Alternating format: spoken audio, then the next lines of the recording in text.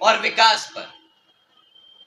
परंतु अपनी बात रखने से पहले मैं आप सबको बाबा साहब डॉक्टर भीमराव अंबेडकर जी की एक बात बताना चाहूंगा।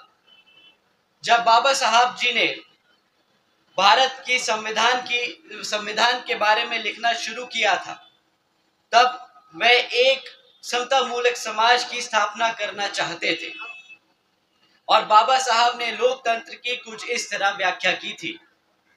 A form and a method of government whereby revolutionary changes in the economic and social life of people are brought about without bloodshed. बाबा साहब के विचारों का भारत कुछ इस तरीके से था, जहां पर स्कूलों में बच्चों के बीच भेदभाव ना किया जाए, ऐसा था बाबा साहब के विचारों का भारत। जहां पर महिलाओं पर अत्याचार ना हो, ऐसा था बाबा साहब के विचारों का भारत। जहां पर हर जाति और धर्म को बराबर का सम्मान मिले, ऐसा था बाबा साहब के विचारों का भारत। परंतु हकीकत तो ये है कि आज यहाँ राजस्थान में जो कांग्रेस की सरकार चल रही है, वह न सिर्फ SC ST OBC विरोधी है, बल्कि वह बहुजन समाज के साथ साथ सर्व समाज विरोधी भी है। हमारे बहुजन समाज के साथ जो आज यहाँ अन्याय और अत्याचार हुआ है, वो किसी से छिपा नहीं है। छिपा नहीं है जो पाली में एक दलित मां और उसकी गर्भवती बेटी के साथ दबंगों ने करी मार पिटाई। छिपा नहीं है जो दौसा में एक दलित महिला के साथ किया 8 वैशी दरिंदों ने बलात्कार। छिपा नहीं है जो धौलपुर में एक 26 वर्ष की दलित महिला के साथ हुआ। वो मासूम बच्चा जिसको अपने पिता के साथ अब अपनी आंखों के सामने अपनी मां का गैंगरेप होते हुए देखना पड़ा। क्या बीती होगी उस पति पर जब राजस्थान की इस कांग्रेस सरकार ने इस घटना को एक मारपीट का केस बना दिया। क्या बीती होगी उस बच्चे पर जब उसने अपने पिता को इतना लाचार पाया और अपनी मां को इतना बेबस। मैं यहां मौजूद हर अपने युवा भाई और बहन से पूछना चाहता हूं कि अगर तुम उस बच्चे की जगह होते तो कैसा महसूस करते। मैं यहां मौजूद हर पति से पूछना चाहता हूं कि अगर तुम्हारी बीवी होती उस महिला की जगह तो कैसा महसूस करते। क्या आप लोगों का खून नहीं खौलता ऐसी खबरें सुनकर? बताइए। साथियों, इस कांग्रेस के राज में आज तक बहुजन समाज को न्याय नहीं मिला है। मिला है तो सिर्फ दुख और दर्द। अरे जो सरकार हमारी बहन बेटियों को सुरक्षा ना दे पाए, अरे जो सरकार हमारी बहन बेटियों की इज्जत ना कर पाए, उस मुख्यमंत्री को गद्दी पे बैठने का कोई हक नहीं।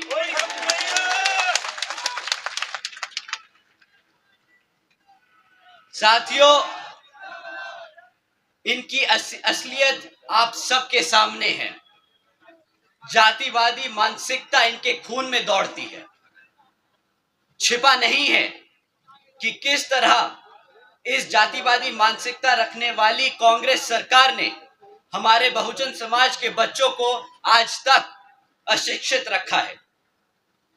सरकारी आंकड़ों की माने तो आज भी राजस्थान में बहुजन समाज के 60% बच्चों को कोई शिक्षा की सुविधा नहीं प्राप्त हुई है। और अगर किसी तरह वह बच्चे 40% बच्चे सरकारी स्कूल तक पहुंच जाएं, तो 70% स्कूलों में आज भी बिजली की व्यवस्था नहीं है और साथ ही साथ 70% स्कूलों में कंप्यूटर्स की भी व्यवस्था नहीं है। अगर मैं इनकी नाकामियां गिनाने बैठूं तो शायद समय कम पड़ जाएगा। पर हकीकत तो यह है कि आज भी राजस्थान में हमारे बच्चों को अशिक्षित रखा जा रहा है ताकि हम अपने बच्चों को उनके पैरों पर ना खड़ा कर पाए। छिपा नहीं है कि किस तरह राजस्थान में महंगाई आज आसमान छू रही है। आज पेट्रोल राजस्थान में 100 रुपए से ऊपर का बिक रहा है। इस कांग्रेस की सरकार ने 2018 के अपने मैनिफेस्टो में कहा था कि वह महंगाई कम करने के लिए सख्त कदम उठाएंगे। अब 4 साल बाद जब इलेक्शन हम सबके सर पर है, तो इन्फ्लेशन रिलीफ कैंप के नाम पर सिर्फ 25 दिन की रोजगार देने का वादा, 200 यूनिट बिजली फ्री देने का और 500 रुपए में गैस सिलेंडर देने का वादा कर रहे हैं। गरीबों के साथ इससे बड़ा मजाक कोई कर सकता है तो नहीं, बताइए। क्या एक कैंप लगा देने से यहां की महंगाई कम हो जाएगी? साथियों, छिपा नहीं है कि किस तरह पिछले 4 सालों से हमारे युवा साथी बेरोजगार घूम रहे हैं। आज भी राजस्थान में 18.5 लाख से ज्यादा युवा बेरोजगार हैं और इन्हीं महान उपलब्धियों की वजह से राजस्थान की कांग्रेस सरकार ने राजस्थान को पूरे भारत में दूसरे नंबर पे लाकर खड़ा कर दिया। भारत के बेरोजगार की दौड़ में राजस्थान दूसरे नंबर पे आके खड़ा हो गया है। खाली यही नहीं, पिछले 4 सालों में 10,000 से ज्यादा युवाओं ने आत्महत्या की क्योंकि उन्हें रोजगार नहीं मिल पाया। कांग्रेस की सरकार ने इन 10,000 सुसाइड केसेस को, इन 10,000 हत्याओं को सुसाइड का नाम दिया है। हम इनको हत्या का नाम देते हैं। साथियों, कांग्रेस की सरकार के हाथों पर वो खून है उन 10,000 से ज्यादा मासूम बच्चों का जिनको झूठा भरोसा दिया था इन धोखेबाज कांग्रेस की सरकार वालों ने कि रोजगार मिलेगा। छुपा नहीं है कि किस तरह आज भी यहां पर आपके पास पक्की सड़कें नहीं है, आज भी यहां पर आपके पास साफ पानी नहीं है, आज भी यहां पर आप सबके पास 24 घंटे बिजली नहीं है।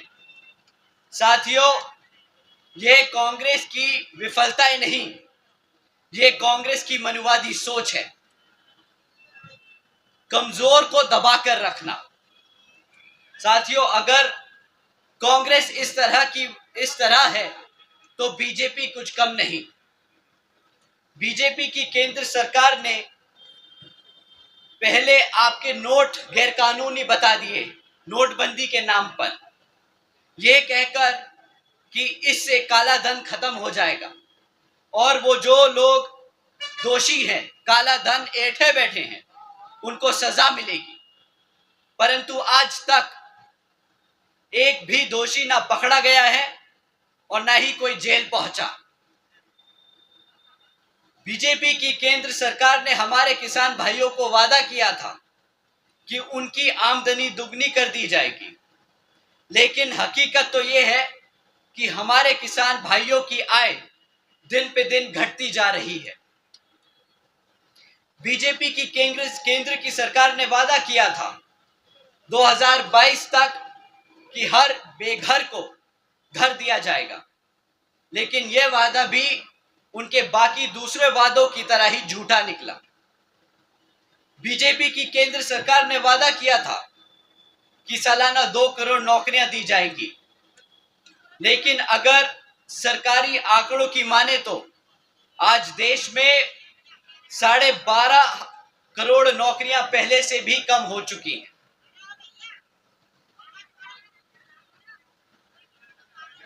हमारी महिलाएं बहुत देर से गर्मी में बैठी हैं, तो साथियों जो फैन के सामने खड़े हैं जरा साइड हट जाएं।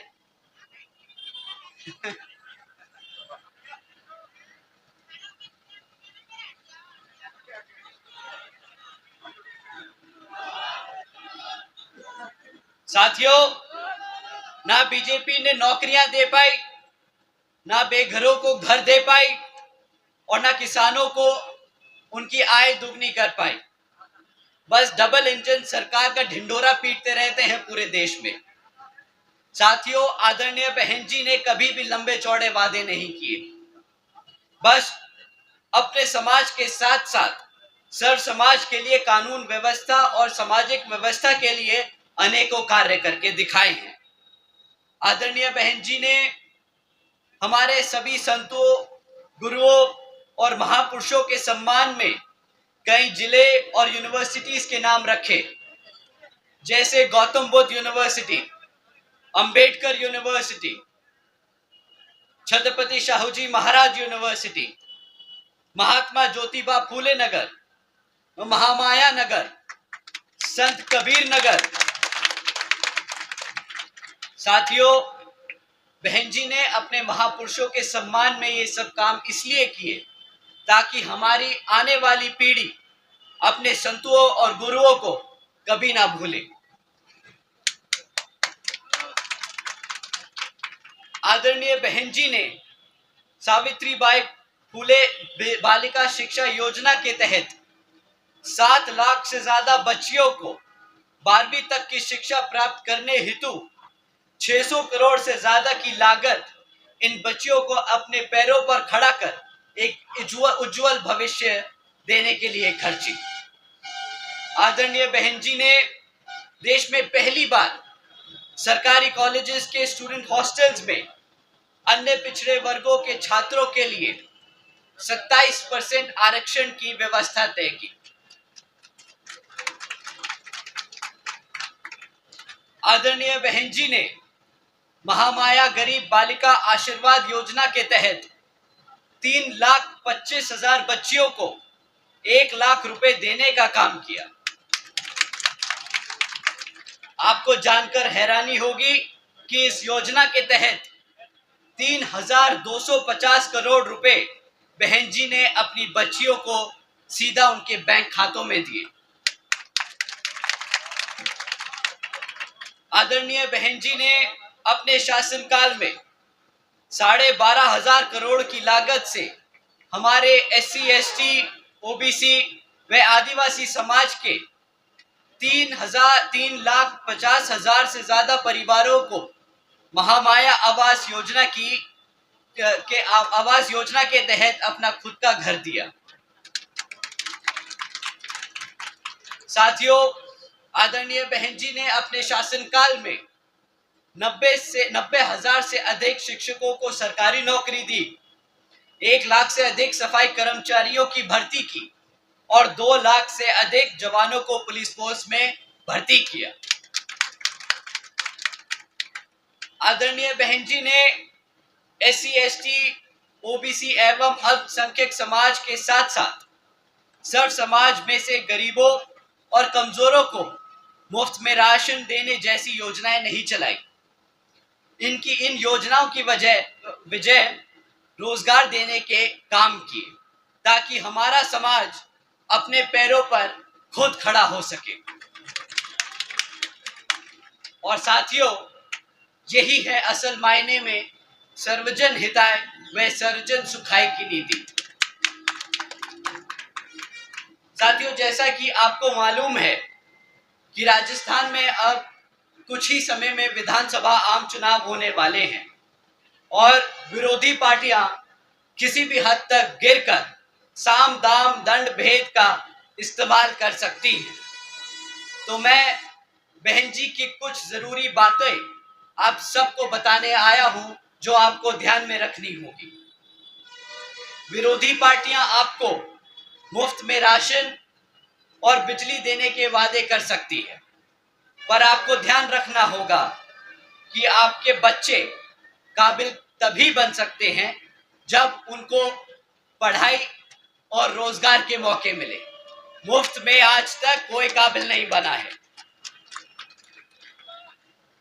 विरोधी पार्टियां आपको धर्म के आधार पर बांटने का काम कर सकती है, पर आपको ध्यान रखना होगा कि बहुजन समाज पार्टी सर्वजन हिताय व सर्वजन सुखाय की नीति के आधार पर चल के यहाँ सभी धर्म और सभी जातियों को बराबर का सम्मान दिलाने का कर रही है। विरोधी पार्टियां अपने चमचों का इस्तेमाल कर आपको भ्रमित कर सकती हैं और इनके चमचे आपके देश के कोने कोने में आजकल घूम रहे हैं। आजकल समाज में एक ऐसा ही चमचा आप लोगों के बीच में घूम रहा है।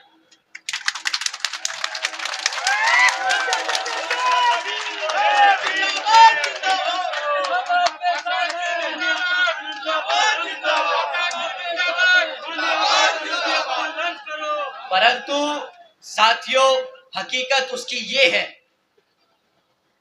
वो जो हमारे 1000 युवाओं के ऊपर मुकदमा लगवा के उन्हें फंसा दे, कभी कांग्रेस की गोद में जाके बैठ जाए तो कभी आरएलडी और आरजेडी की गोद में जाके बैठने वाला, वो जो सपा से अपने दलितों के वोटों का 2 सीटों पे समझौता कर फिर आंसू उठाने वाला,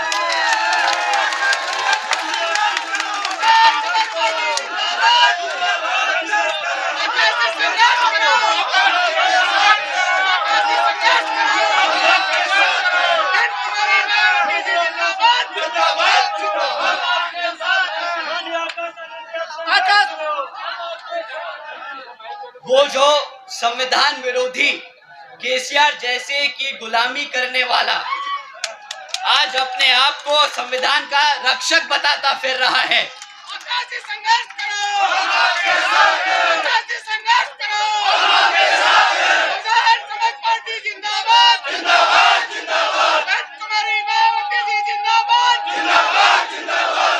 तो साथियों, ऐसे नाटकबाज और धोखेबाज से आप सबको संभल के रहना होगा।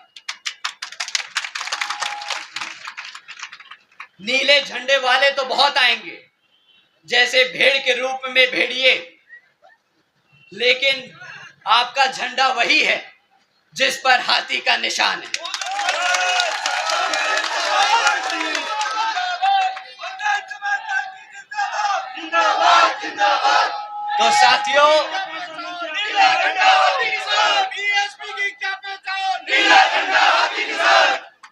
तो साथियों, हमें बाबा साहब के दिखाए रास्तों पर चलकर, मान्यवर साहब के बताए तरीकों का इस्तेमाल कर अपनी बहन जी के बेबाक अंदाज को अपने दिल और दिमाग से अपनाना होगा।